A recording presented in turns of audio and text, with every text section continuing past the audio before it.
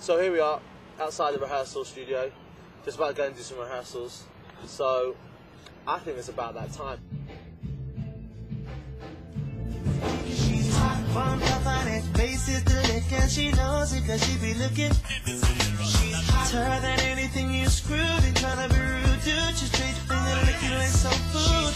So nonchalant, ain't got Starting Kings Will Rise as the home of Martin Terefi, who produced Katie Tunstall's album, James Morrison's record. And it just kind of, it was a cool setup. I mean, it's a really large console room. It's cool because different kind of way of doing the record this way, because I've got different musicians coming in, all top of their game. I mean, Glenn's a bit, but you can't have everything enough, can you? But so we're working. Oh, but love, you know that. We're doing band practice here to go straight on tour, and what they're trying to say is that because they feel I've done such a good job, they just want to come on the road for free, which is I love you, Rex. Oh, come on, man. That's just a vibe. Usually you find that the room where the desk is quite small, but it's actually got the actual live rehearsal kind of room in the same space. So we had like all the different musicians lined up, performing in the same room. You felt there was this real chemistry. Certain studios you walk into, you can feel they're quite clinical. Are you finally ready?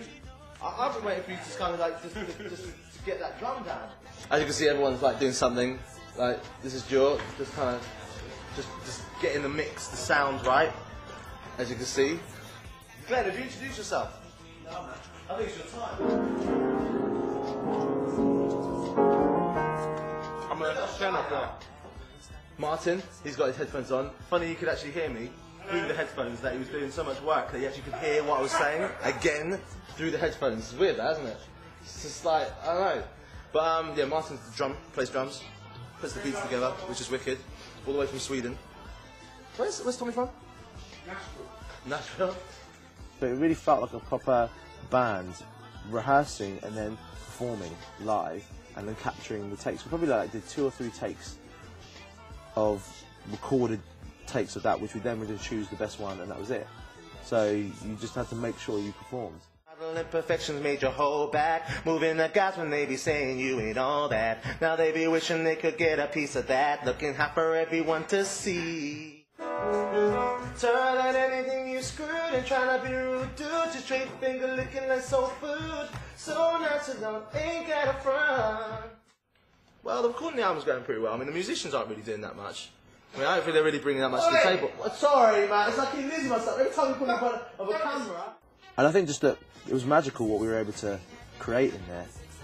And it's funny how, from taking that then over to Cuba, the difference I mean, I ended up revocaling half of those songs again in Cuba, and I thought what I'd done in Kings Will Rise was amazing. But if I do say so myself, but it was just like when I went to Cuba, it's just like again a different environment, a different energy, and you can just create something again completely different. So it was a good experience with Martin. He's a very talented, focused producer who does try to draw the best out of you.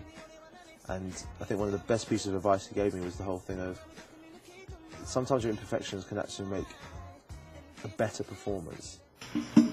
How'd it go? Pretty by 5, 6 small tips with a cinnamon house. Shoot about it, girl. You see, I got it back. I got it back. Nothing wrong with that. A girl that makes me wanna go. This is how I never been before. So one thing that doesn't love another six. So one thing that doesn't love another. Tell me one thing, then we go and do another. Tell me one. This one. The Kano collaboration was wicked. I mean, he's a great talent anyway. And to be honest, I was introduced to him through Fraser T. Smith, who's one of the producers on the album. And then finally we got in the studio, and when we did, the chemistry was just incredible. You could have seen what's making a club with she, looking like my wife to be. But finally, I've grown up since then, and your eyes opened up since then. I love changing, so let's keep it moving. Hey, this is the girl that I want. Check this, check this. Craig David, you know, I was like just blown away by the vocals and the thing, like standard. You don't even go in the booth no more. You know?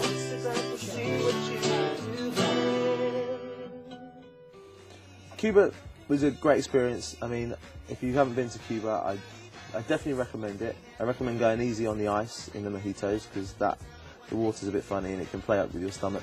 But musically, it's second to none. I mean, when you go to a club there, you really understand what a club is about. A club is there because you're going to dance. You've gone there to enjoy yourself. We're Cuban musicians for the horn section that we had.